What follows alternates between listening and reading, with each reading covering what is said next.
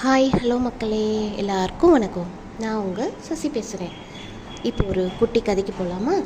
ஒரு ஊரில் ஒரு அம்மாவும் பையனும் இருந்தாங்களாம். அவங்க நைட்டு நேரத்தில் உட்காந்து பேசிகிட்டு இருக்கும்போது அவங்க வீட்டில் திடீர்னு கரண்ட் போயிடுச்சு. உடனே அந்த பையன் எழுந்திரிச்சு போய் அம்மா மெழுகுவர்த்தியை நான் பற்ற வைக்கிறேன்னு சொல்லிட்டு போனானா. போகும்போது அவன் கையில் ஒரு முழு மேக்ஸ் பாக்ஸ் ஃபுல்லாக இருந்ததான். அவன் போய் பற்ற வைக்கிறான். எல்லா குச்சியும் தீர்ந்து போச்சு.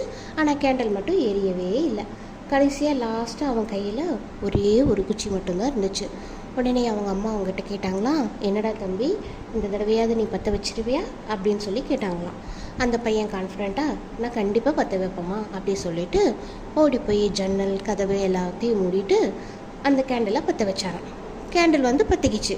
உடனே அந்த பையன் ரொம்ப ஜாலியாக சிரிச்சு முகத்தோடு அவங்க அம்மா கிட்ட அம்மா நான் சொன்ன மாதிரியே கேண்டில் பற்ற வச்சிட்டேன் பார்த்தீங்களா அப்படி சொல்லி சொன்னாராம். அவர் சொல்லி முடிக்கல, அந்த கேண்டில் மறுபடியும் அணைஞ்சு போச்சு.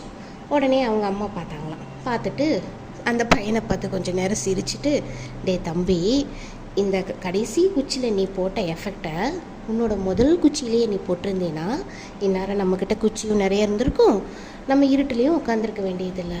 ஸோ இதனால் நான் என்ன சொல்ல வரேன்னா, நமக்கு வர வாய்ப்பை முதல் வாய்ப்பையே நம்மளோட கடைசி வாய்ப்பாக நினச்சிட்டு நம்மளோட எல்லா எஃபெக்டையும் முதல் முயற்சியிலேருந்தே போடணும். இப்போ குச்சி எல்லாம் காலியான மாதிரி நமக்கு கடைசியில் வாய்ப்பே இல்லாதப்போ நம்ம என்ன பண்ண முடியும்? அடுத்த குச்சி இருக்குது நம்ம அந்த கான்ஃபிடென்ட்டில் பற்ற வைக்கிறோம். அதே மாதிரி லைஃப்லேயும் நமக்கு கிடைக்கிற வாய்ப்புகளை அடுத்த சான்ஸ் இருக்குது பார்த்துக்கலாம் அப்படின்னு சொல்லி ஓவர் கான்ஃபிடென்ட்டில் எல்லாத்தையும் மிஸ் பண்ணிட்டோம்னா கடைசியில் நமக்கு கிடைக்குன்ற கான்ஃபிடென்ட்டில் நம்ம முயற்சி பண்ணும்போது நமக்கு வாய்ப்பு கிடைக்காது. ஸோ மக்களே, என்றைக்குமே நம்மளோட முதல் முயற்சியை ஃபுல் எஃபெக்டாக போடணும். இதோட இந்த ஸ்டோரி முடிஞ்சது. மறுபடியும் இன்னொரு நல்ல ஸ்டோரியோட உங்களை மீட் பண்ணுறேன் ஃப்ரெண்ட்ஸ். பாய். உங்களுக்கு இந்த வீடியோ பிடிச்சிருந்தா லைக் அண்ட் ஷேர் பண்ணுங்கள். தேங்க்யூ.